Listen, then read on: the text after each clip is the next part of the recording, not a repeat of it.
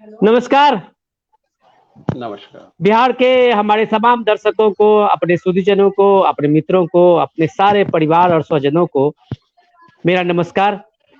हम लोग एक बार फिर बिहार स्वाभिमान आंदोलन की तरफ से आज की चर्चा में शामिल हुए हैं। हमारे साथ खुशबू जी हैं, शैलेश जी हैं, विनोद ओझा जी भी जुड़ने वाले हैं थोड़ी देर में। और ये सब बिहार के को अगर आप कहें कि बिहार के डीएनए को जानने वाले लोग और बिहार को समझने की जो जब कोई भी आदमी ऐसे तो चैलेंज नहीं कर सकता कि वो बिहार को समझ रहा है या बिहार को जान रहा है, उसके डीएनए को जान रहा है। बहुत कंट्रोवर्सी भी हुई थी इस डीएनए के नाम पे, लेकिन हम लोगों के में तो बिहार का डीएनए है ही ना, इसका तो कोई टेस्ट की जरूरत नहीं है।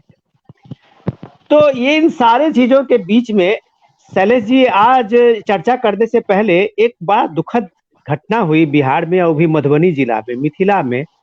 जो नीतीश जी के सभा में पत्थर फेंका गया, प्याज फेंका गया, तो ये बड़ा अपमानजनक लगा। बड़ा मर्माहत करने वाली घटना थी कि बिहार में ऐसा, बिहार अपने शांतिपूर्ण मतदान के लिए अब लगता है कि देश में एक रिकॉर्ड बना रहा है। 2 फेज का चुनाव हुआ जी। है, मतदान हुए हैं। कहीं बिहार में कहीं भी आपने नहीं सुना होगा कि कोई ह्यू एंड क्राई है, कहीं के पोलिंग पे अपने अपने कैंडिडेट को लेके कहीं झगड़ा हुआ हो, कहीं मार पिटाई हुआ हो, कहीं बम पिस्तौल चले हो, कहीं नहीं।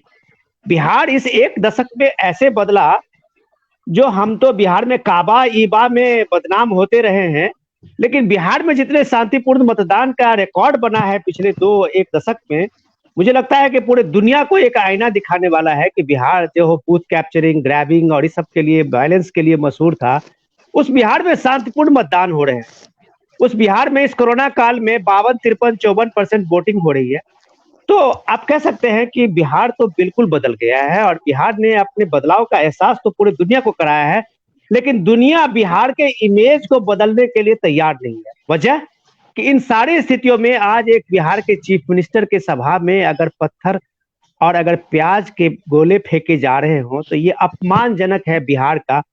वो चीफ मिनिस्टर के लिए नहीं, आप उनकी बातों से सहमत हो या ना हो, आप अपने उस नेता को नेता माने या ना माने, लेकिन बिहार के 15 साल के रीजन में नीतीश जी का योगदान है। मैं कोई बिना लाग लपेट के कह सकता हूं कि बिहार को खाई से, गड्ढे से उठा के एक पूरे समतल बिहार पे लाने वाला नीतीश कुमार है। नीतीश कुमार से एक्सपेक्टेशन है लोगों का, वो नहीं हो पाया, ये अलग बात है। लेकिन नीतीश कुमार वो पर्सनैलिटी नहीं है जिसपे कोई पत्थर फेंके, कोई प्याज फेंके। ये बिहार का अपमान है और मुझे लगता है कि इन तरीकों चीजों को बिहार के लोग स्वीकार नहीं करेंगे।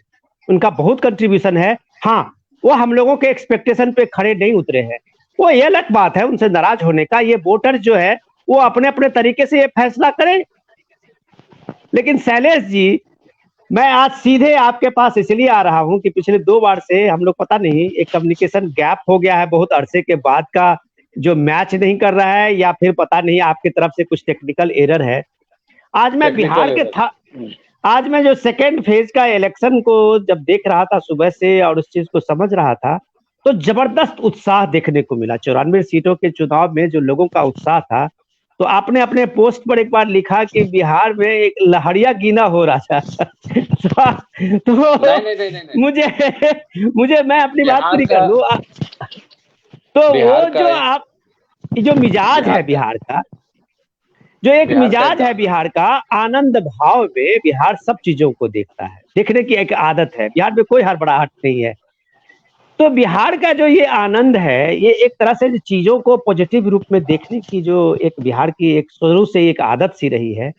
तो इस 2 फेज के इलेक्शन में, इस कोरोना काल में बिहार के लोगों ने जिस तरह से अपनी जनतांत्रिक प्रक्रिया में और जमहूरियत को लेके, लोकतंत्र को लेके जो उत्साह दिखाया है, इसको तो सावसिक तो बनता है। शैलेश जी, आप किस तरह से करें, भले ही आप लहर गिन रहे होंगे आज। नहीं, मैं सुबह में आवाज इको हो रही है मेरी। नहीं नहीं, ठीक है, आप बोलिए, आ रही है आवाज, अच्छी आ रही है। तो सुबह में गाना मुझे भोजपुरी लोकगीत है, हम्म। मुहवा पे डाल के चदरिया लहरिया लूटे ये राजा। हाँ। तो ये बिल्कुल भदेश का गाना है, गांव देहात का गाना है। मतलब साफ है, मतलब साफ कि लोग जिस तरह निकले आज घरों से बाहर सुबह में, खास तौर पर मधुबनी नहीं, सीतामढ़ी के इलाके से जो खबर मेरे पास है, तो कतारबद्ध लोग थे सर कई जगह पे काफी। थे शैलेश जी, जी मुजफ्फरपुर में जी भी ऐसे ही कतारबद्ध थे, सिवान की जी तरफ ऐसे ही कतारबद्ध जी थे, आज लंबी लंबी कतारें कई जगह देखने को मिली। जी। तो दो तरह का दुष्प्रचार फैलाया गया कि एक सवर्णों के इलाके में सवर्ण जल्दी मतदान केंद्र पर नहीं पहुंचे, और जो गरीब गुरबे का इलाका था वो लाइन में खड़े हो गए। तो कहने का अर्थ यह है कि नैरेटिव ये बनाया गया कि वर्तमान सत्ता नीतीश कुमार के खिलाफ एक लहर है, जो कि वो लहर नहीं है। क्या यादव और मुसलमान मिलकर ही बिहार चलाएंगे? हैं? एक जो एमवाई का जो समीकरण लालू जी ने तैयार किया था, वह समीकरण निश्चित रूप से इस चुनाव में प्रभावी है, लेकिन अन्य पिछड़ी जातियां हैं, दलित जातियां हैं, और अन्य जो बिहार के लोग हैं, उनका जो रेशियो है बिहार के मतदान की प्रक्रिया में, क्या उसको हम इतनी जल्दी समाप्त कर देंगे या उसको नहीं समझेंगे? तो ये कोई लहर नहीं है, यह क्या है, सोशल मीडिया के द्वारा ये चुनाव लड़ा गया है, वामपंथी कुप्रचार के द्वारा ये चुनाव लड़ा गया है, और जिसकी परिणति एक इस्लामिक अतिवाद के तौर पर हम अच्छा शैलेश जी, हरलाखी में शैलेश जी नीतीश जी के सुनिए, ऊपर शैलेश जी जो हमला अभी हुआ है। इलेक्शन, जी शैलेश जी हम इस भीड़ में किसी एक को ये नहीं आइडेंटिफाई कर सकते हैं कि भीड़ का जो ये पत्थर है वो किसके तरफ से है। मैं हम इस चीज को हमें थोड़ा बचना चाहिए अभी जब नहीं, तक मैं कि सब नहीं कुछ बचना चीजें नहीं थे, मैं नहीं नहीं नहीं, मुझे नहीं। कहने शैलेश दीजिए, जी, मुझे कहने शैलेश जी दीजिए। एक मिनट मैं आपके जी पास आता हूँ, आपके पास आता हूँ। जी आज हमारा जो सब्जेक्ट जी है, हम इस जी पॉलिटिकल चर्चा करने के लिए हम लोग शायद इस मंच पे बिहार स्वाभिमान आंदोलन के इस पे हम लोग नहीं करते, हम लोग इस चीज से थोड़ा सा अलग रहते हैं। मुझे हम मुझे एक हमारा बात बोलने शैलेश जी, दीजिए शैलेश जी हम आपके पास तुरंत आते हैं। कि ये पत्र, हमारा मैं नाम नहीं लूंगा, मैं किसी धर्म संप्रदाय का नाम नहीं लेने जा रहा हूं, हम्म लेकिन बिहार में पत्थरबाजी की घटना, हम्म खास तौर पर एक अफसोसजनक चीफ है। मिनिस्टर के सभा में, ये क्या इशारा करता है? 90 के दौर का इशारा करता है।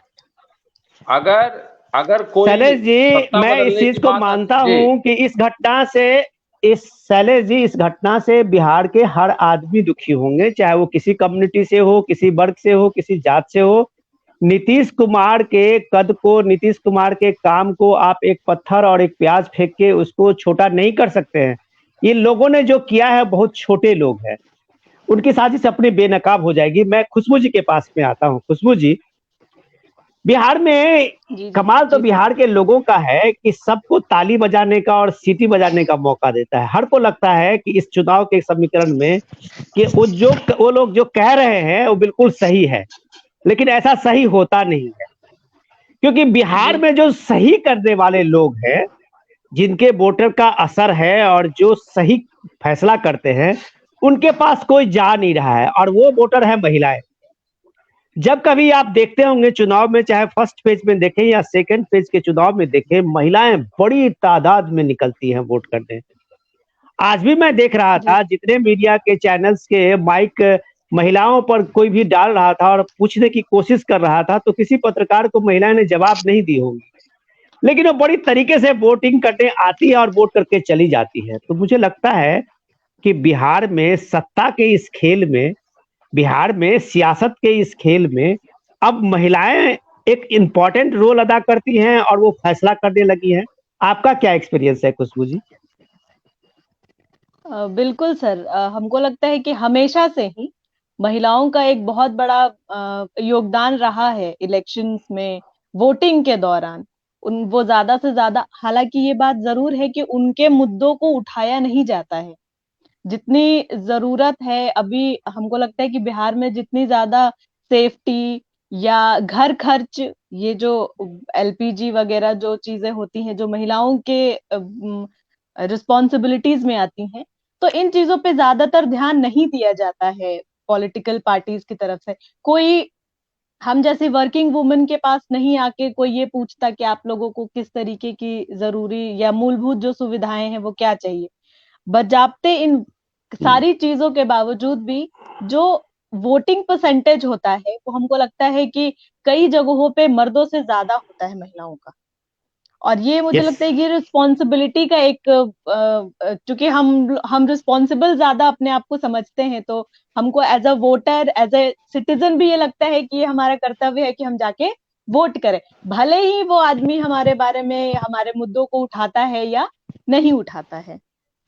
तो मुझे लगता है कि बहुत महिलाएं थोड़ी बढ़िया। मैं जागरूक ज्यादा खुशबू है। खुशबू जी, मेरा अपना एक्सपीरियंस है 2019 के इलेक्शन में हम लोग बिहार के कई इलाकों में खूब घूमने, और मुझे बहुत अच्छा लगता था। शायद किसी महिला ने खुल के जवाब नहीं दोगी।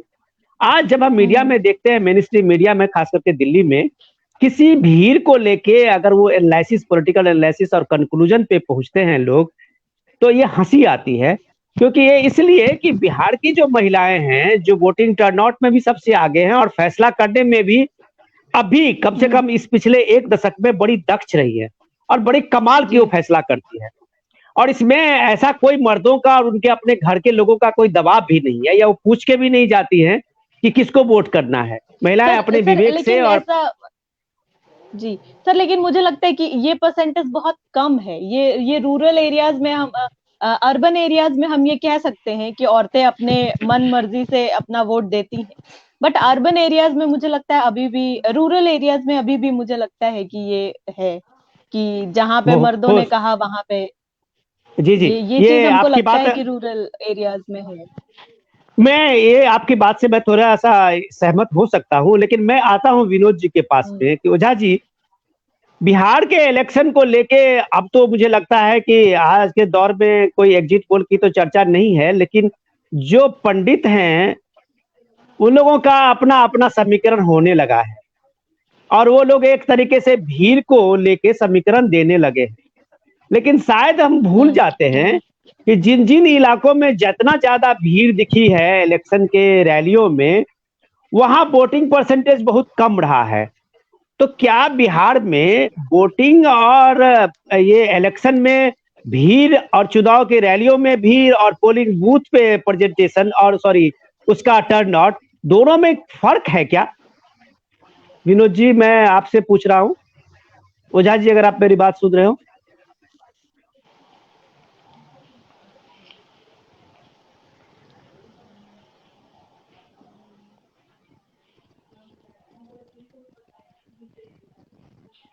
ओझा जी, आपकी आपको मेरी आवाज मिल रही है? शायद नहीं मिल रही है। मैं, सर शैलेश जी, मैं, यही सवाल मैं जी आपसे पूछ, हाँ जी जी, आप बताइए। जी खुशबू, आप बताइए पहले, मैं फिर इसके बाद शैलेश जी के पास जाऊंगा। हाँ वही आपने जो बात कही मैं उस पे ये सही कहना भी चाहूंगी, क्योंकि हम खुद एक अर्बन एरिया से आते हैं, लेकिन हमारे यहाँ पे जो हुआ, हमारे यहाँ 7 विधानसभा थी, और वो सातों का आई थिंक मिला के कुछ 48% का हमारा रेशियो रहा है इलेक्शन का। तो जिस तरीके का पूरा मामला, और यहाँ पे कई बड़े बड़े नेता आए भी हैं रैलियों के लिए, जागरूकता भी बहुत ज्यादा है हमारे आरा शहर में, बहुत सारे जागरूकता अभियान वगैरह चलाए गए थे। बट बावजूद उसके आप समझ सकते हैं कि 50% भी नहीं हुई। तो इसमें बहुत बड़ा मुझे लगता है कि जो वर्ग, मतलब कहते हैं कि जो असंतुष्ट है, कुछ वर्ग ऐसा है जो एकदम असंतुष्ट है, जो नोटा भी नहीं दबाना चाहता। तो लगता है कि वो चीज मतलब हाँ, जो नोटिस हुई सोशल है मीडिया और, जी। उसका इम्पैक्ट संजू है। जी। मैं शैलेश जी यही चीज, जी जी, शैलेश जी, मैं यही पूछना चाहूंगा कि सोशल मीडिया की बात आपने कही, और बहुत सेंसेबल लोग हैं सोशल मीडिया में, बहुत अच्छे लिखते हैं। आपका भी मैं कभी एक भी मिस नहीं करता हूं, आप भी बहुत सेंसेबिलिटी के साथ में लिखते धन्यवाद हैं। धन्यवाद। ये जो बिहार में इलेक्शन इलेक्शन का जो एक ट्रेंड है, उसमें आपने देखा होगा कि बिहार में चाहे किसी की भी रैलियां हो, अब अभी आप चिराग पासवान की रैली देखें, उसमें भी हजारों लाखों की भीड़ जुटती है, तेजस्वी की भीड़ जुटती है, नीतीश जी की रैली में भीड़ जुटती है, प्रधानमंत्री जी की जितनी रैलियां हुई हैं उसमें भीड़ की कोई गिनती नहीं है। इसके बाद उनका एक डिजिटल प्लेटफॉर्म पे साथ साथ रैली, सारे रैलियों का लाइव होता है। तो बिहार के लोग सारे भी नेताओं का रिस्पॉन्ड करते हैं और बढ़िया से करते हैं, लेकिन जब पोलिंग टर्नआउट पे ये भीड़ नहीं आती है, तो इसके पीछे का मकसद क्या होता है, मतलब क्या होता है सर? देखिए, बिहार का ये चुनाव, जनता सबसे पहले हेलीकॉप्टर को देखती है। कि किसका हेलीकॉप्टर कितना रंग बिरंगा है। अब 19 दिन में तेजस्वी यादव, सॉरी, एक दिन में 19 रैली तेजस्वी यादव करते हैं और उनके हेलीकॉप्टर बदल जाते हैं, कभी लाल कलर के, कभी पीला, मतलब हरा, डिफरेंट हेलीकॉप्टर के कलर होते हैं। अब आप जानते हैं कि बिहार में जहां आने जाने की अभी भी भरपूर सुविधा नहीं है। आप कनेक्टिविटी को अगर लेंगे तो कनेक्टिविटी उतनी अच्छी नहीं है गांव में, कम से कम। लेकिन नीतीश जी की जब बात आती है और भीड़ की बात आती है, और खास तौर पर चुनावी भीड़ की बात आती है, तो बिहार के लोग जो दिखते हैं वो होते नहीं है, और वो जो करते हैं वो बोलते नहीं है। ये बिहार के लोग हैं, ये बिहार के चुनाव का ट्रेंड है। और तमाम पॉलिटिकल पंडित जो दिल्ली में बैठकर सोशल मीडिया पर बिहार के कैंपेन को चलाते हैं, देखते हैं और अपना नजरिया बनाते हैं, वो हमेशा फेल हो जाते हैं। इस बार भी वो फेल होंगे, और चुनाव इस बार भी वो फेल होंगे। और ये चुनाव किसी फेल कोई हो, नैरेटिव से नहीं लड़ा जा रहा है जी। शैलेश जी, फेल कोई भी हो, जीते कोई भी हो, हम लोगों का मकसद, बिहार स्वाभिमान आंदोलन और हम सारे लोगों का मकसद है कि बिहार को जीतना चाहिए, बिहार को कभी हारना नहीं चाहिए। बिहार इन द सेंस कि हमारा जो समाज है, हमारी जो गति है एक तरह से विकास की, हमारी जो एक लय है बिहार में अभी इस दौर में, उसको कंटिन्यूटी चाहिए, उसमें कुछ बढ़ोतरी करे। मैं एक लाइन बोलना चाहूंगा।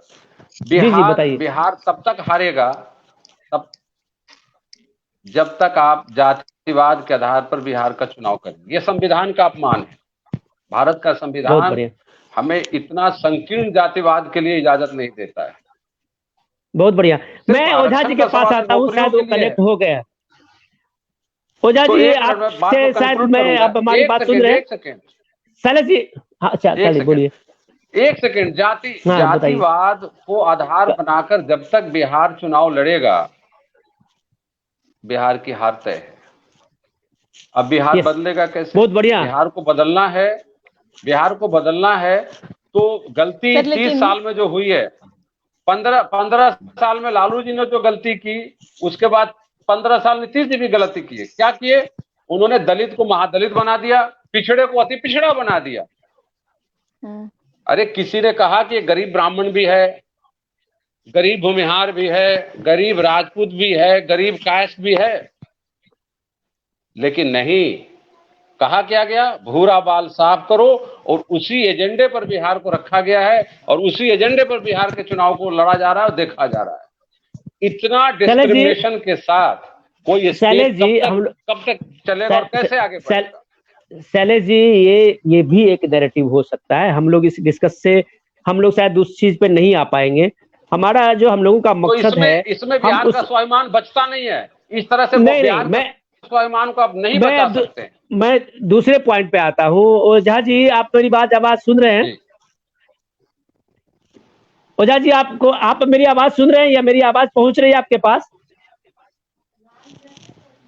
नहीं, ओझा जी नहीं सुन पा रहे हैं। लेकिन मैं अभी एक इंस्टेंस आपको बताना चाह रहा था, मेरे मन में अभी आया कि बिहार का, आप जो कह रहे थे शैलेश जी, बहुत कुछ बदला है।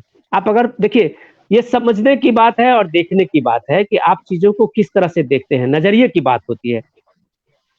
खुशबू, आप बिहार में रहते हैं, आप चीजों को अनुभव करते हैं। मैं इसलिए बताता हूं कि पिछले 10-15 साल में जो बदलाव सामने में आए, तो मैं पिछले इलेक्शन को कवर करते हुए मैं गुजरात में था। तो जो अभी वर्तमान होम मिनिस्टर हैं अमित जी, वो एक बार पार्टी ऑफिस में जरूर आते थे गुजरात के इलेक्शन में समय में, और आके और शाम में मीडिया के जो लोग थे उससे ऑफ द रिकॉर्ड बात करते थे। ये वो करते हैं, मीडिया के लोगों के साथ बैठते हैं, उनसे ऑफ द रिकॉर्ड बात करते हैं, उनकी बात को समझने की कोशिश करते हैं, फीडबैक के हिसाब से आप समझ लीजिए। तो उनके सामने में मैंने जिक्र किया कि मैं अभी जो सौराष्ट्र की तरफ से घूम के आया हूँ सुबह से, और उधर मैंने देखा कि लोगों में बड़ा रिजेंटमेंट था, लोग काफी गुस्से में थे कि वहां रोज पानी नहीं आ रहा है। सौराष्ट्र का वो इलाका जो है पूरा एक तरह से, वहां पानी की बहुत किल्लत रही है वर्षों से। वहां पहले टैंकर से पानी जाता था इलाके में, और लोग 5-5 दिन 6-6 दिन पानी जमा करके पीने के पानी रखते थे। अब जो है वो हालत बदली है। अब हालत ये है कि वहां पे रोज घर में नलके लग गए हैं, नल से अब पानी घर पहुंच रहा है। लेकिन अगर लोगों को रोज पानी अभी भी नहीं मिल रहा है, खास करके गर्मी के दिनों में, तो मैंने उनको पूछा कि एक बड़ा रिजेनमेंट है उस इलाके में और शायद आपको नुकसान होगा इस बार सौराष्ट्र में। तो उन्होंने बहुत मुस्कुराते हुए बोला कि ये रिजेनमेंट तो जरूरी है, लोगों का एक्सपेक्टेशन जरूरी है। जिन इलाकों में अगर एक्सपेक्टेशन नहीं हुआ तो आप समझिए कि आपने कुछ किया ही नहीं है। जो करने वाले होते हैं उनसे एक्सपेक्टेशन होता है। तो मैं अभी देख रहा हूं बिहार में कि नीतीश जी ने किया है काम, वो हम लोग अनुभव करते हैं। जब गांव जाते हैं 12-15 घंटे बिजली देखते जी हैं, जी जी दिल्ली से गाड़ी लेके जी अभी से लॉकडाउन में लोग गांव पहुंच रहे हैं, तो ये तो लोगों का सपना पूरा हुआ है, इसमें कौन कहेगा कि कुछ नहीं हुआ है। बिहार के हर गांव हर गली में सड़कें बनी है, लाइट है, पानी जो है अब नल का जल जो है घर पहुंच रहा है। तो एक्सपेक्टेशन नीतीश से बढ़ी है। इसको मैं जी इनसे कनेक्ट करता हूं गुजरात से, तो मैं देखता हूं कि लोगों का अगर एक्सपेक्टेशन है तो नीतीश जी से एक्सपेक्टेशन बढ़ी है। लोग चाहते हैं कि इनको इस तरह से परफॉर्म करना चाहिए जो पिछले 5 साल में इन्होंने नहीं किया है। तो क्या ये एक्सपेक्टेशन सर जो है, ये एक्सपेक्टेशन, हाँ मैं वही कह रहा था कि ये लोगों का गुस्सा उनको सजा के रूप में मिलेगा, या आपको लगता है कि नीतीश जी के लिए चेतावनी होगी? ये मैं सिटीजन आपका सर देखिए इसमें क्या रिएक्शन है? सर सर हाँ मैं पहले बोलना चाहूंगी कि जैसे कि आप कह रहे हैं कि पहले सड़कें बनी, लाइट्स आ गई।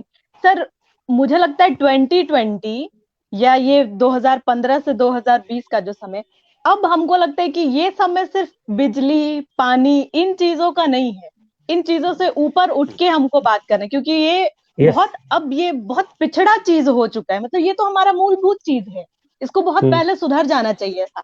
अगर उस चीज पे हम आज वोट देंगे उनको, तो आगे का 10 साल या 20 साल में हम फिर क्या सोचेंगे? तब तक तो देश यस। और आगे बढ़ जाएगा, फिर हम उस समय में और पीछे हो जाएंगे। तो अभी नहीं, का जो मुझे समय लगता है है वो ये था। आपके पास आता हूँ सर, मुझे आता हूँ। हाँ। हाँ, मेरे समझ से ये था कि अभी का जो मुद्दा है वो आपका रोजगार हो, सेफ्टी हो, इंडस्ट्रीज जो सिक्योरिटी हो। बंद हैं वो हो, नई यस। नई कौन सी जॉब सिक्योरिटीज आ रही हैं वो हो, यूथ को आप नया क्या दे रहे हैं, या बिहार में संभावनाएं बहुत हैं। मतलब आप किसी भी क्षेत्र को लेके अगर आप बात कीजिए तो वो बहुत है। हमारे यहाँ टूरिज्म बहुत अच्छा है, उसको अगर हम बढ़ाना चाहें तो इतना बेहतरीन बन सकता है, इतना अच्छा हम उसको मतलब स्कोप दे सकते हैं अपने यूथ को उसके थ्रू। लेकिन इन सब चीजों पे बात नहीं हो रही है। अभी भी बात होती है सड़क बन गई, बिजली आ गई। तो हमको लगता है कि इस चीज से ऊपर उठ के इस बार का मुद्दा होना चाहिए था। ओ बहुत बढ़िया। मैं मनोज जी, आप तो मेरी बात आवाज आ रही है आपके पास? जी सर, आ रहे अरे आ रही मनोज है जी आवाज। सॉरी, हम तो हाँ तो सॉरी, मैं बड़ी देर से कोशिश कर रहा था कि आपसे कनेक्ट हो। और मुझे लगता है कि अगर जमीनी तौर पे अगर किसी को देखे तो हम लोगों के बीच में आज सबसे अनुभवी तो आप ही हैं, उधर एक से जमीन से जुड़े हुए लोगों में। ये हम लोग जो अभी तक बात कर रहे थे और आपने अगर सुना होगा, तो क्या आपको जी जी लगता है सुना। कि नीतीश कुमार से एक्सपेक्टेशन जो है, जैसे अभी खुशबू कह रही थी, बहुत जेन्युइनली बात कह रही थी कि एक्सपेक्टेशन जो है उम्र के हिसाब से, ये परिवार की जिम्मेदारी के हिसाब से लोगों के एक्सपेक्टेशन का बदल जाता है, फ्रेम बदल जाता है। नीतीश जी के साथ में प्रॉब्लम जो रहा है इंफ्रास्ट्रक्चर पे, तो उन्होंने काम किया। अब जो डेवलपमेंट है इंडिविजुअल, कि लोगों को एक अपॉर्चुनिटी मिलनी चाहिए, उस अपॉर्चुनिटी की दिशा में बिहार इसके लिए अभी तक तैयार नहीं है। चाहे वो कृषि के क्षेत्र हो, चाहे वो टेक्नोलॉजी के क्षेत्र हो, चाहे एजुकेशन के क्षेत्र हो, बिहार में दूर दूर तक ऐसी संभावना दिखती नहीं। लोगों में एक्चुअली रिएक्शन इसका भी था। आपका क्या इसमें ये है मनोज जी? ठीक। आपने अपने सवाल में ही सर सब कुछ एक्सप्लेन कर दिया, और वस्तु स्थिति भी काफी हद तक यही है। जी। जैसा कि आपके पैनल में हम सुन रहे थे कि जब कोई काम होता है, कुछ डिलीवर होता है, तो उम्मीद बढ़ती है। ऐसा ही कुछ हुआ है। चूंकि काम हुआ है, जो एक पहले का स्थिति था जहां सिर्फ हम नारों पर, कुछ वादों पर, कुछ मिथक पर, और जैसा कि शैलेश जी बोल रहे थे देखिए, चुनाव जो होता है सर, दो तरह के वोट पर होता है। एक वोट होता है जो मास वोट होता है, और एक वोट होता है जिसको कि उम्मीदवार और पार्टियां मैनेज करती है, जिसको हम लोग मैनेज वोट के रूप में मानते हैं। तो हमेशा बिहार में हो या कहीं हो, चुनाव दो ही तरह का होता है। एक हिस्सा होता है वोट का जो आपका कोर वोटर होता है, जो बरसों बरसों से आपसे जुड़ा हुआ होता है, और आप कुछ गलती भी करते हैं तो उस गलती को वो नजरअंदाज करता है, वो आप ही के साथ एसोसिएटेड रहता है।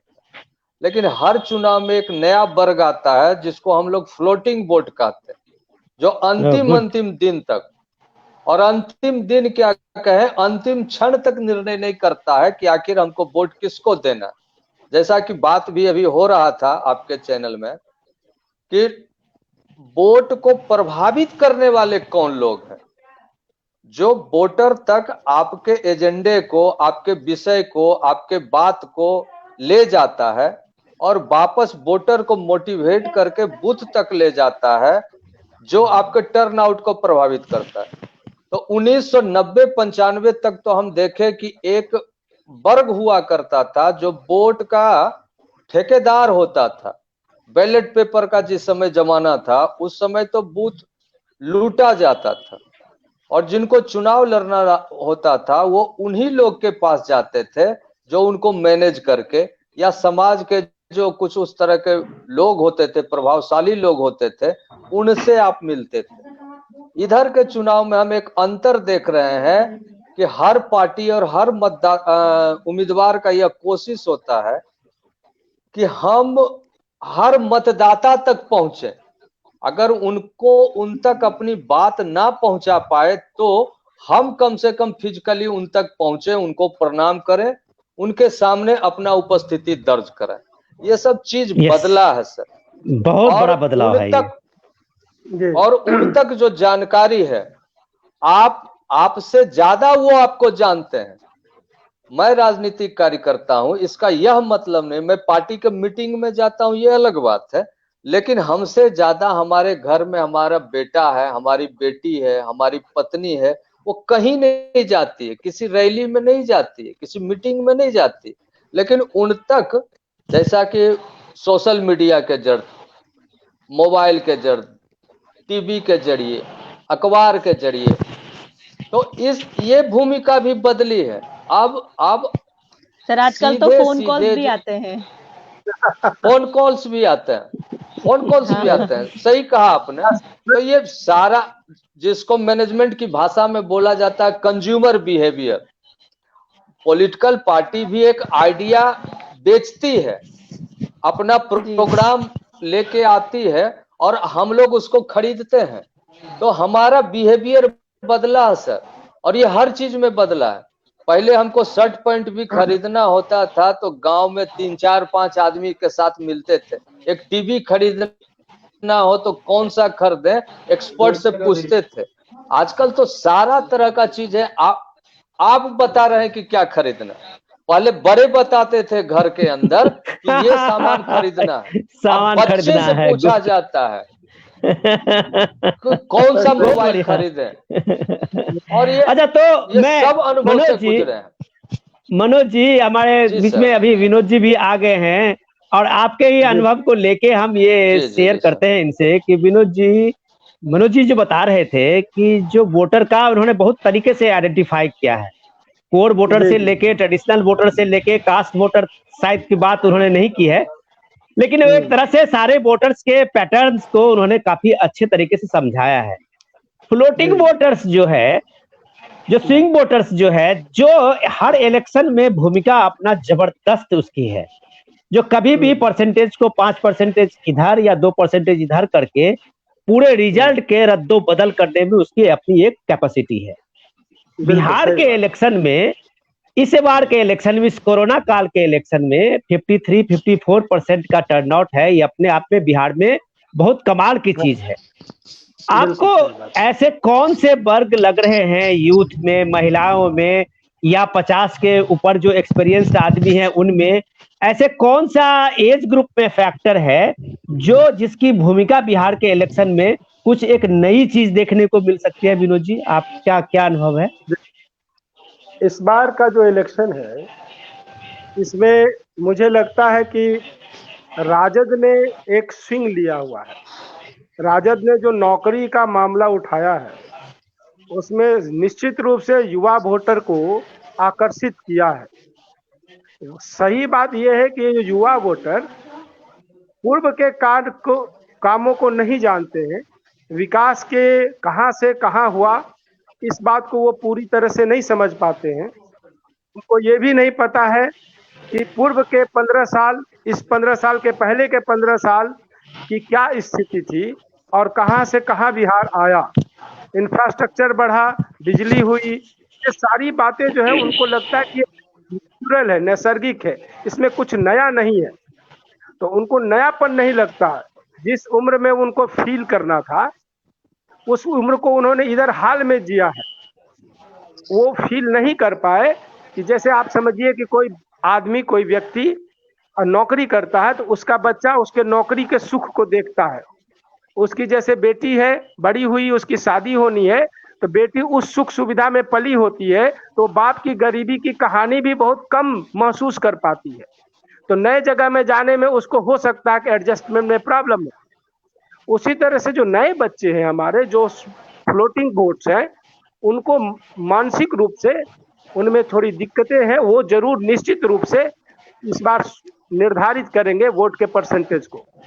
बहुत बढ़िया। और अभी हुआ है क्या कि जैसे जो 10 लाख नौकरी का जो ये जुमला आया है, ये अभी जुमला हम लोग कह सकते हैं, कल को हो सकता है यथार्थ हो। और ये जो कोरोना काल ने इस चीज पर ज्यादा फोकस देने को मजबूर कर दिया हुआ है। कोरोना काल में जो श्रमिकों की स्थिति रही, देखिए बिहार जो है श्रम शक्ति से जाना जाता है, ज्ञान शक्ति से जाना जाता है। और ब्रेन ड्रेन जो, अगर मान लीजिए कि प्रदेश में जो ब्रेन ड्रेन हुआ करता था, बिहार के हिसाब से अगर देखें, बिहार का ब्रेन ड्रेन अलग अन्य प्रदेशों में होता है, श्रम शक्ति का ड्रेन अन्य प्रदेशों में होता है। तो इस बार जो कोरोना काल आया, लोगों की नौकरियां छूटी, लोग जो आए, तो ये जो बेरोजगारी एक जबरदस्त मुद्दा बन गया। और तेजस्वी ने बेरोजगारी के मुद्दे पर बैटिंग की। और ये जो ये विनोद जी, क्या होता था, विनोद जी, मैं आपकी बात बहुत हद तक सही है और बहुत हद तक हम लोग उसको समझने की कोशिश भी कर रहे हैं। लेकिन एक बात मुझे बार बार डाउट इसमें इस चीज का है, जो मैं अपना डाउट बता रहा हूँ, ये परसेप्शन है मेरा, मैं इसको साइंटिफिक नहीं मानता हूँ। परसेप्शन मेरा ये है, बिहार का जितना समझने और जानने का हमको मौका मिला है और हमने जो ग्राउंड रिपोर्टिंग की है बिहार का, बिहार के मतदाता देश के किसी भी हिस्से के मतदाता से ज्यादा पॉलिटिकली कॉन्शियस हैं। बिल्कुल बिहार के मतदाता जितना पॉलिटिकली अवेयर हैं, न्यूज से, मीडिया से, सोशल मीडिया से, शायद देश के मतदाता इतने अवेयर होंगे भी नहीं। और बिहार के मतदाता जितना यूथ, जितना नेट सर्फिंग करता है, पूरे देश का यूथ इसमें से उसका 10% भी नहीं करता होगा, क्योंकि हमारे यहाँ लोग फ्री है। और दूसरी जगह यूथ में एक काम करने की जिज्ञासा और एक पाने की जिज्ञासा भी है। वहां एक इंतजार में हम बहुत समय बिता देते हैं कि मेरे लिए कुछ बढ़िया होने वाला है। मुझे ये बताइए कि पिछले 2 दिन का, आपको हम सिर्फ तेजस्वी की बात को ही उदाहरण देता हूँ कि तेजस्वी का जो 2 दिन का जो डायलॉग है वो किस तरह से बदला है। कल मैं उनका सुन रहा था, शायद मैं 10 मिनट सुना था उनका नौकरी संवाद। उसमें तेजस्वी जी ने कहा कि भाई अगर मुझे अपने एमएलए और अपने एमएलसी की भी सैलरी कम करनी पड़े, काटनी पड़े, तब भी काट के हम 10 लाख लोगों को नौकरी देंगे। आप समझिए कि बिहार के जो हमारे यूथ हैं, जो 10 लाख के नौकरी के क्यू में हैं, क्या उनको पता नहीं है कि एमएलए की कितनी सैलरी है? और क्या उनको पता नहीं है कि एमएलए जो भी बनता है, जो भी एमएलए आता है चुन के, उसका अभी कोई गांधी जी के वो शिष्य नहीं है। वो सिर्फ कमाने के लिए और अपना उन्नति के लिए आते हैं, जो अपना सारा इन्वेस्ट करता है। एक एमएलए अगर 1 करोड़ 2 करोड़ रुपया खर्च करके आ रहा है तो पंचवर्षीय योजना है उसका 25 करोड़ का। और ये थैंक्स गॉड ये एमपी लैंड स्कीम और ये सारे विकास के जो फंड एमएलए का है, और मैं खुल के बोल सकता हूँ जो करप्शन का ये सबसे बड़ी गांठ है जिसको कोई पार्टी आज तक खोल नहीं पाई है। और अगर ये इतना बड़ा उसका ये सोर्स है जो किसी एमएलए का जो 1 करोड़ 2 करोड़ खर्च करके आ रहा है, तेजस्वी जी उसका पैसा काट के सैलरी बांट देंगे, क्या मजाक है। दूसरा जो उन्होंने कल कहा कि उन्होंने कहा ये सब देखिए, ये सब नोटिस बिहार के लोग ज्यादा करते हैं। उन्होंने कहा कि मेरे पक्ष में एज है, उम्र है, बाकी जो लोग हैं उनकी उम्र चली गई है, और बाकी उनकी बात उन्होंने सही कही है, वो 30-31 साल के हैं, उनको अभी लंबी पारी खेलनी है। तो इन सब चीज का मायने होता है, इन सब चीज का अर्थ होता है पॉलिटिकल रैलियों में और जन संवाद में। शैलेश जी, मेरा सिर्फ आपसे ये कहना है कि क्या बिहार के लोग ये इस 10 लाख की नौकरी का पैकेज जो है, इस पैकेज पे क्या बिहार के लोग सत्ता को उलट पुलट कर सकते हैं? ऐसा आपको लग रहा है? ये बिहार का मिजाज इस तरह का दिख रहा है? देखिए, युवाओं में इस बात को लेकर काफी उत्साह है और इसमें कोई संदेह नहीं है कि तेजस्वी यादव ने एक नैरेटिव को कन्हैया कुमार के साथ मिलकर इसको गढ़ा है। तो अगर जुमले की बात आती है तो आरोप मोदी जी पर भी लगता है कि 2 करोड़ की नौकरी की बात मोदी जी ने की थी, 2 करोड़ नौकरी मिली नहीं।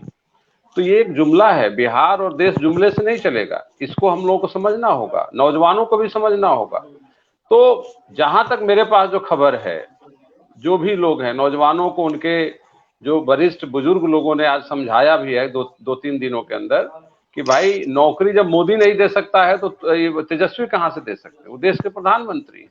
नौकरी का सवाल है, रोजगार, ये जुमले का सवाल नहीं है, इसको तो केंद्र को भी सोचना होगा और स्टेट को भी सोचना होगा।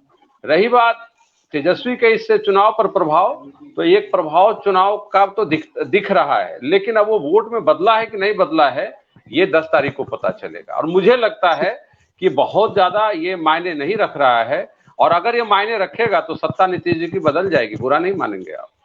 बहुत बढ़िया। मैं मनोज जी आपके पास आना चाहूंगा कि बिहार में इस पूरे इलेक्शन में कहीं कोई मुद्दा नहीं दिखा। हम लोग अभी बिहार स्वाभिमान आंदोलन से ही कहिए या अपने अपने मीडिया के अपना हमारा संस्थान है उसके जरिए कहिए या जो भी हमारा सोर्स है, हम लोगों ने समझने की कोशिश की तो कहीं भी ये नहीं लगा कि बिहार किसी मुद्दे पे स्टिक है या बिहार किसी मुद्दे पे अपने इस इलेक्शन को लेके आगे बढ़ रहा है। बिहार के लोग अपने अपने एज के ग्रुप के ही समझे। तो क्या आपको लग रहा है कि बिहार में अल्टीमेटली बेरोजगारी सबसे बड़ा मुद्दा बन गया और बाकी जो बिहार के मुद्दे थे वो सारे गौन हो गए? ऐसा है क्या मनोज जी आज की स्थिति में? किसानों की हो या माइग्रेशन की हो, ये सारे मुद्दे चले गए और सरकारी नौकरी पे हम स्टिक कर गए, ऐसा है क्या? इतना ये इस मामले में क्या इतना हाइपोथेटिकल सोच बिहार की है क्या? हम अपने चर्चा में एक चीज का कमी महसूस कर रहे हैं सर। जी बताइए। हम लोग जब यहाँ बात कर रहे हैं तो हमको लग रहा है कि हम चुनाव एक घटना हो सकती है। यस, ये 5 साल के बाद होता है, लेकिन राजनीति कोई घटना का नाम नहीं है, ये कोई इंसिडेंट नहीं है सर, ये एक प्रोसेस है। yes. और जहां तक मुद्दे की बात है, मुद्दा 2 तरह का होता है। हम आइसोलेशन में आज आप अचानक से आए और कुछ बोल दिए और हम उसको मान लिए, ऐसा नहीं होता है। और कम से कम जैसा 2 बात उभरा बिहार के, आपने ही कहा कि बिहार के मतदाता चीजों को बहुत बारीकी से अध्ययन करते हैं और 5 साल तक अध्ययन करते हैं। तो आप अचानक से आते हैं तो इसका ये मतलब नहीं है कि आपके पीछे का जो कृत्य रहा है, वो अनुभव रहा है, वो लोग के स्मृति में नहीं है, ये बात नहीं है। वो सारा कुछ लोग जान रहे हैं और जो नहीं जान रहे हैं वो खोज रहे हैं, अध्ययन कर रहे हैं। क्या बिहार को मालूम नहीं है कि लालू प्रसाद यादव जेल में क्यों है? ये मालूम है सर, ये मालूम है। और जिस दिन राजद ने 19 सीटें माले को दी, जिस दिन 19 सीटें माले को दी, उसी दिन पूरे बिहार के अंदर यह चीज एक लहर की तरह कौंध गया। क्या वापस हम उसी बिहार में जा रहे हैं जहां की पूरा नक्सलाइट मूवमेंट चला है सेंट्रल बिहार के अंदर, औरंगाबाद से उठाइए और जमुई तक? ये भूला नहीं है लोग। और ये बोलना अलग चीज है और याद रखना एक अलग चीज है। हम हर जो चीज याद रखते हैं उसको बोलते नहीं है। तो अब नीतीश कुमार की ही बात करिए तो नीतीश कुमार वह आदमी हुए जो उस एक परिवर्तन हम लोग किए थे, कांग्रेस को हटा के लालू प्रसाद के नेतृत्व में सरकार आई थी, और उसमें जब कुछ लोगों को पता चला कि इनका ट्रैक चेंज हो गया है तो फिर नीतीश कुमार आए, भाजपा के साथ आए। तो जब आप कहते हैं मुद्दा नहीं है, किसी भी पार्टी को आप लीजिए तो उसके साथ एक मुद्दा एसोसिएट होता है। ये आदमी के साथ भी होता है सर, और संगठन के साथ भी होता है। आप किसी दुकान को देखिए तो आपको पता है कि इस दुकान में क्या क्या चीज मिलता है, वहां जाके आप दूसरी चीज खरीदने का डिमांड नहीं कर सकते। उसी तरह हर पार्टी जो यहाँ दिक्कत कहाँ है उसकी चर्चा हम लोग नहीं कर रहे हैं। जो भी रिजेंटमेंट देख रहे हैं हम अपनी निगाह से बताते हैं, वो मास में नहीं है, वो या तो मीडिया में है या जो राजनीति करने वाले लोग हैं जो लाइन में है, जिनको टिकट चाहिए उनको टिकट नहीं मिल सका। गठबंधन के कारण ऐसा होता है। पिछली बार भी जो एनडीए था 101 सीट दे दी अपने गठबंधन के सहयोगी को।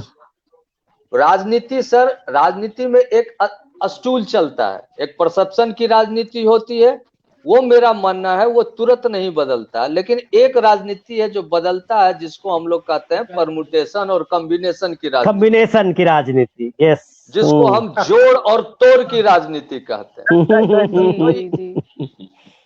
इन सब चीजों का जो, और एक कोई घटना या एक कोई, कभी कभी आप देखे होंगे कि उम्मीदवार क्षेत्र की जनता को एकदम से पसंद नहीं है, फिर भी लोग वोट देता है कि ये एक अच्छी पार्टी की सरकार बनेगी। हम लोग एमएलए नहीं चुनते हैं, हम लोग सरकार चुनते हैं बिहार में। और बिहार कई जगह, बहुत नई बात आपने कही है। ये मनोज जी, आपने इस चर्चा में एक बहुत नई बात कह के, और मैं इस नई बात को लेके बहुत प्रभावित हूँ कि आज के शाम में हमको कम से कम एक नई चीज आपने मुझे दिया। और वो नई चीज ये है कि बिहार में डेफिनेटली लोग सरकार चुनते हैं। अगर सरकार नहीं चुनते होते तो 15 साल से नीतीश जी नहीं होते, 15 साल से लालू जी 15 साल तक नहीं रहते, क्योंकि लोगों ने सरकार चुनी थी, लड़कों ने व्यक्ति नहीं चुना था। लेकिन मैं एक जो सबसे इंपॉर्टेंट चीज जो आपने बताया मुद्दे को लेके, और अलग अलग पर्सपेक्टिव में आपने हम लोगों को बताया, बहुत क्लास की चीज बताया, मैं सैल्यूट करता हूं आपके इस अनुभव को। लेकिन मैं खुशबू से जानना चाहूंगा, खुशबू, कि मनोज जी ने जो कहा है वो एक मेल परसेप्शन हो सकता है, जहां मैं अपना उस चीज को थोड़ा सा करेक्ट करने की कोशिश करता हूं। जो फीमेल या वुमेन्स जो परसेप्शन है, जितना कास्टिज, जिन्होंने कहा माले की बात, आज आप देखिए कि बिहार में सीपीआई सीपीएम जैसे नेशनल पार्टी का दर्जा लेने वाली पार्टियों को 3 सीटें, 4 सीटें, 5 सीटें तेजस्वी ने दी है।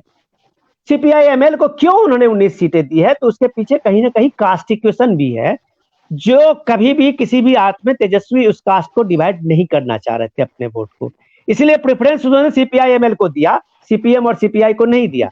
ये फैक्टर तो कास्ट का है और वो अपने वोट को कंसंट्रेट करने का है, वो अलग सही है। लेकिन बिहार की जो आधी आबादी है, जिनका पोल परसेंटेज सब दिन पिछले 10 साल से, जब से शांतिपूर्ण मतदान होने लगा है बिहार में, सबसे ज्यादा है, और इस आधी आबादी के सामने में कास्ट उतना बड़ा फैक्टर नहीं होता है।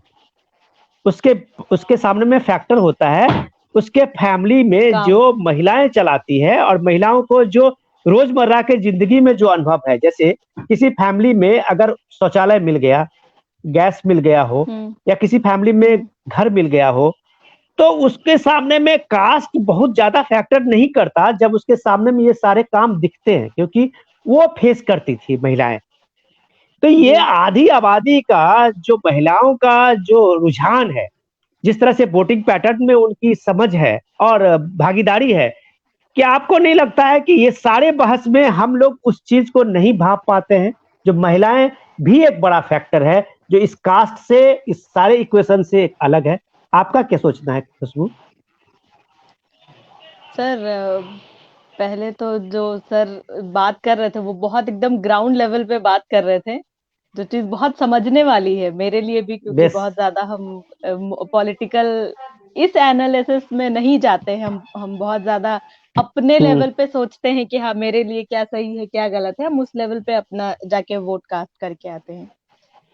जहां तक अभी आपने बात की कि महिलाओं पे वो कास्टिज्म भारी नहीं पड़ता, मुझे लगता है कि ये जो सोच महिलाओं की है वो सारे वोटर्स को समझना चाहिए कि काम पे फोकस करें, ना कि कास्ट पे, और ना कि अपने किसी एक समुदाय पे, जिस तरीके से बाकी लोग वोट करने जाते हैं कि मेरे वो फलाना मेरे जाति के हैं तो हम उन्हीं को वोट करेंगे।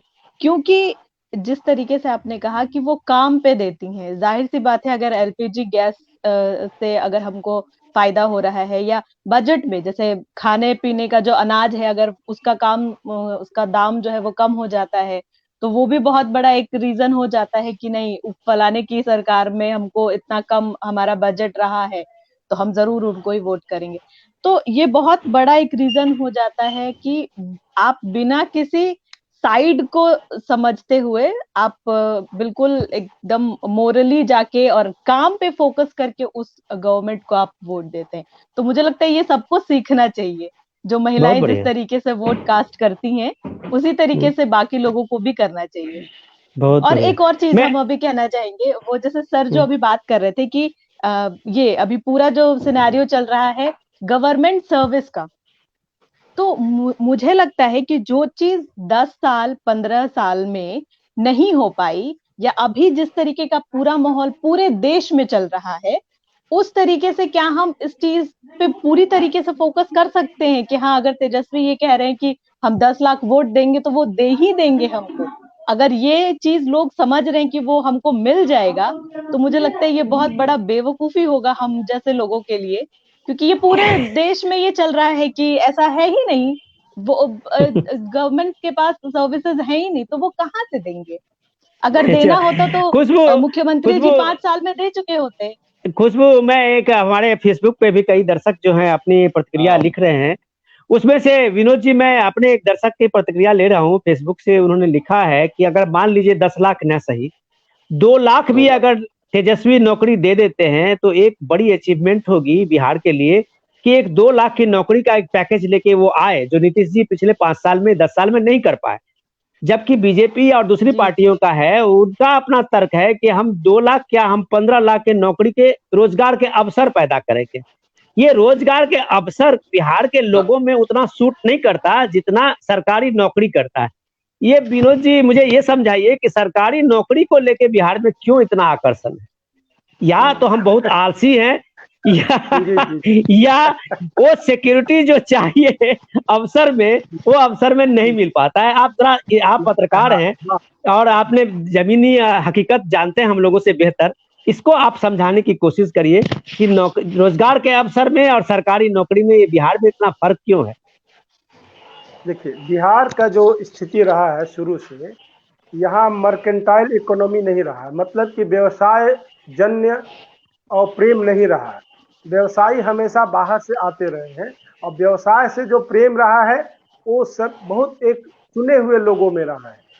कॉमन आदमी नौकरी चाहता है, कॉमन आदमी वो भी सरकारी नौकरी, क्योंकि वो अपनी सिक्योरिटी चाहते हैं, सुरक्षा चाहता है। और इस साइकोलॉजी में लोग जीते हैं कि हमको अगर सरकारी नौकरी मिल गई तो मैं सुरक्षित हो गया। और जो गुजरात वगैरह उधर की जो साइकोलॉजी है, मुंबई की जो साइकोलॉजी है, वहाँ बिजनेस साइकोलॉजी है, वो चाहते हैं कि ज्यादा मेहनत करना, ज्यादा पैसा कमाना, तो वो एक रोजगार परक है। तो भाजपा का जो कंसेप्ट है ये वो जानती है, भाजपा जानती है कि वो सरकारी नौकरी 15 लाख या 19 लाख नहीं दे पाएगी। या हम भी जानते हैं, आप भी जानते हैं, जिस भी दर्शक ने ये कहा है कि 10 लाख की जगह 2 लाख भी देंगे तो बहुत होगा या प्रशंसनीय होगा, मैं उनको बता दूं कि ये 2 लाख तो किसी भी सरकार को देना है। 2 लाख 3 लाख सरकारी नौकरी 1 साल 5.5 साल के इसमें तो कोई भी सरकार आराम से दे देगी, इसीलिए ये कोई इशू नहीं है। रोजगार अगर डेवलप होता है, रोजगार अगर विकसित होता है और लोग स्वरोजगार करने लगते हैं तो एक साइकोलॉजिकली बड़ा शिफ्ट समाज में ये बड़ा चेंज होगा। जब समाज में जब बड़ा चेंज होगा तो लोग सरकार की तरफ नहीं देखेंगे और ऐसी स्थिति में वो स्वावलंबी होंगे। हमको स्वावलंबी बिहार की तरफ जाना चाहिए, मुझे लगता है ये जो बड़ा शिफ्ट है साइकोलॉजिकल लेवल पर, हाँ, ये बहुत बड़ा चेंज होना। और बहुत बढ़िया। इस बड़े चेंज को जो हम लोग जब तक इस बड़े चेंज हम नहीं जाएंगे, विकसित बिहार नहीं होगा। कभी भी सरकारी नौकरी के भरोसे न तो मुंबई बना है, न बेंगलोर बना है, न पुणे बना है। सरकारी नौकरी तो सीमित होती है। अगर आपको विकास करना है तो आपको इकोनॉमिक एक्टिविटीज पर ध्यान देना पड़ेगा।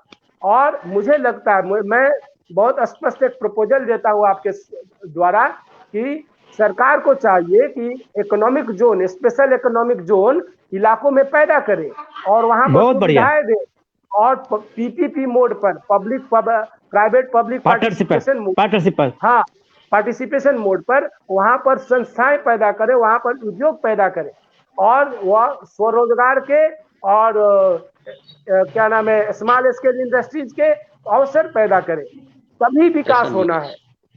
और बहुत बढ़िया। मुझे लगता है अभी के समय में मुझे लगता है सबसे इम्पोर्टेंट बात है कि जो सरकार का जो बजट का जो कंपोनेंट होता है, जैसे शिक्षा का कंपोनेंट होता है, उस तरह से एक विशेष कंपोनेंट ऐसा पैदा किया जाना चाहिए कि स्पेशल इकोनॉमिक जोन फलाने इलाके में 1 साल में, फलाने इलाके में 1 साल में होना चाहिए, और उसका थ्रस्ट एरिया जाना चाहिए। जैसे मान लीजिए इस बिहार का थ्रस्ट एरिया, जैसे इकोनॉमिक थ्रस्ट एरिया है, जैसे मान लीजिए केला का थ्रस्ट एरिया है, मक्के का थ्रस्ट एरिया है, कृषि उद्यान मखाना है, तो इन चीजों पर ध्यान देना चाहिए, तब ये विकसित बिहार होगा। और केवल ये जो तेजस्वी मोदी जी ने यही किया है। हाँ, ये करना पड़ेगा। देखिए बहुत बढ़िया ये सर विनोद जी, मनोज जी, खुशबू जी, शैलेश जी, अभी हमारे पास अब समय कम है, लेकिन आज की चर्चा से तो अगर हमारे दर्शक या हमारे कुछ लोग श्रोता जो भी हैं वो कितने प्रभावित हुए हैं नहीं हुए हैं वो मुझे नहीं पता, लेकिन आज की इस चर्चा से मैं व्यक्तिगत रूप से बहुत प्रभावित हुआ हूँ। जो बातें आप लोगों से सुनने को मिली है, मुझे लगता है कि अगर कभी भी बिहार सरकार या पॉलिसी मेकर कभी सुने इन चर्चाओं को, तो मुझे लगता है कि बिहार की दशा दिशा बदलने में काफी सार्थक प्रयास हो सकते हैं। जैसा कि जी बता दीजिए। देखिए, नरेंद्र मोदी जी ने जो प्रयास किए हैं बिहार को लेकर के, अभी उनके भाषण में अगर हम उनको सुनेंगे, ढंग से सुने, तो सब जगह जहां जहां गए, समस्तीपुर गए, चंपारण गए, पूरे बिहार में वो जाते हैं, सब जगह वो यही बोल रहे हैं कि माइक्रो बिजनेस को आप बढ़ावा दें, है ना। अब हमारे पास गांव में जमीन है, वो जमीन खाली पड़ी हुई है, और चंपारण से आता हूँ, चंपारण में मोदी जी ने कहा है कि मछली पालन का काम लोग करें। उधर के लोग मांसाहारी हैं, खा सकते हैं, अपना उपजा सकते हैं मछली का। तो आप देखिए कि आंध्र प्रदेश से मछली बिहार में आके लोग खरीदते हैं, वो खाते हैं। आंध्र प्रदेश से मछली आता है और वो एक गाड़ियों में आता है। पूरे मिथिला के लोग आंध्र प्रदेश की मछली खाते हैं। जीवित मछली नहीं नसीब है। हम दिल्ली में रहते हैं, रोज जीवित मछली खरीद के खाते हैं, वही मछली बिहार में जल्दी नसीब नहीं है। तो जब आंध्र से मछली बिहार में आके बिक रहा है, तो बिहार में मछली पैदा क्यों नहीं हो रहा है? ये अकर्मण्यता है, ये अकर्मण्यता है। शैलेश जी, ये दूर की बात हुई, आप उस बिहार में आज हैं जिस बिहार में जितना जो घिया और कद्दू जिसको आप कहते हैं, वो गांव में लोग फ्री में अपने पड़ोसियों को देते थे, आज 70 रुपए किलो बिक रहा है। वहाँ आज भी दे देते हैं, आज 70 रुपए किलो बिहार में भी है। तो वो आप छोड़िए, बिहार बहुत बदल गया है, लोगों के पास में परचेजिंग कैपेसिटी बढ़ी है। ना, बदला नहीं है बिहार, कहाँ बदला? देखिए हम बहुत संकीर्ण हम बहुत संकीर्ण लोग हैं। सुनिए, आपकी बात में सुनिए, हमारे पास टाइम नहीं है, मैं सुनिए, हमारे पास टाइम नहीं है। सत्ता ने बिहार की 30 साल की सत्ता ने लोगों को बहुत संकीर्ण बना दिया है। चाहे वो सामाजिक रिश्ता हो, चाहे वो व्यवसाय का मामला हो, चाहे वो जीवन हो, हम बहुत संकीर्ण तरीके से हो गए हैं। कहाँ फ्री में लोग घिया दे रहा है, कद्दू दे रहा है। तो यह जो संकीर्णता है बिहार की बर्बादी का बड़ा कारण है। चुनाव के समय जातिवाद, और चुनाव के बाद अब आपकी मंत्रिमंडल में सबसे ज्यादा पोस्ट कौन लेता है? तो ब्राह्मण को आप पीए बनाएंगे, लेकिन जब चुनाव आता है ब्राह्मण को आप गाली दोगे। ये कौन सी राजनीति है? ये कौन सा तरीका है? अच्छा शैलेश जी, अब हम लोगों के पास में टाइम कम है, क्योंकि इस टाइम से 9 बजे से ज्यादा हो गया है, और हमारा ये प्रोग्राम का जो है 1 घंटा कार्यक्रम नहीं, आपने कार्यक्रम देर से शुरू कर। विनोद जी कुछ कहना चाह रहे, ओझा जी से थोड़ा सुन लीजिए। हाँ, मैं वही समाप्त करते हैं। तो विनोद जी, आप इसमें कुछ जोड़ना चाहेंगे ओझा जी? जी जी, मैं कहना चाह रहा था कि विचार के स्तर पर इसमें क्रांति की जरूरत है। जब बहुत तक सही। अपने विचार और सामाजिक सोच नहीं बदलना है तब तक कोई विकास नहीं होना है। नहीं होगा। जैसे मान लीजिए कि आप परस्पर संबंध की बात हो, जातिगत उन्माद की बात हो, तो इसको समाप्त तो होना होगा ना। आपको इकोनॉमी ठीक करनी है तो आपकी सोच बदलनी पड़ेगी। आपके केवल नौकरी करने से कुछ होने जाने का नहीं है। बिहार विकसित होना है तो हम सबको बदलना पड़ेगा। ये सोच बदलनी पड़ेगी, सरकार की सोच बदलनी पड़ेगी। इलेक्शन केवल जाति पर नहीं लड़ना पड़ेगा। इसी यही मैं कहना चाह रहा था। बहुत बढ़िया। सबसे अपने हिसाब से बंधु जी, बिहार को इस स्वाभिमान की जरूरत है जो ओझा जी कह रहे हैं। बिहार स्वाभिमान आंदोलन के तरफ से जो हम लोगों के इस विचार को सामने में लाने की हम लोगों ने पहल की है, मैं पहले तो इसको साधुवाद करूं। बिहार के स्वाभिमान आंदोलन के जो हमारे लोग हैं, मैं पहले उनको भी एक तरह से नमन करूं कि उन लोगों ने बड़ी मेहनत करके इन सारी आवाज को, इन सारे बहस को इकट्ठा किया है कि बिहार में एक नई धारा के बनाने में, बढ़ाने में, सामाजिक भागीदारी को बढ़ाने में अपना कुछ कंट्रीब्यूशन दे सके। और इसलिए हम लोग जमा होते हैं, जब कभी भी बात करते हैं। हम लोगों का कोई पॉलिटिकल एजेंडा नहीं है, ना हम लोग कोई पॉलिटिकल बहस में शामिल होते हैं। हमारा सिर्फ काम है कि जीतेगा बिहार और जीतना भी चाहिए बिहार को। इसी के साथ हम आज आप लोगों से विदा लेते हैं। हम लोग फिर मिलेंगे बस किसी खास चर्चा पे। मनोज जी सॉरी कि आपसे बहुत बात जान नहीं पाएंगे, लेकिन अगली बार जब हम आते हैं तो हम लोग फिर कुछ अच्छी बात करेंगे। खुशबू आपका बहुत बहुत धन्यवाद। शैलेश जी आपका बहुत बहुत धन्यवाद। जी बिहार, मैं एक लाइन आपकी तरफ से बंधु जी कहना चाहूंगा, बिहार सामाजिक संकीर्णता से नहीं, सामाजिक खुलेपन से बदलेगा। नमस्कार। बहुत बढ़िया। नमस्कार। नमस्कार। नमस्कार। आप सबको नमस्कार। जय।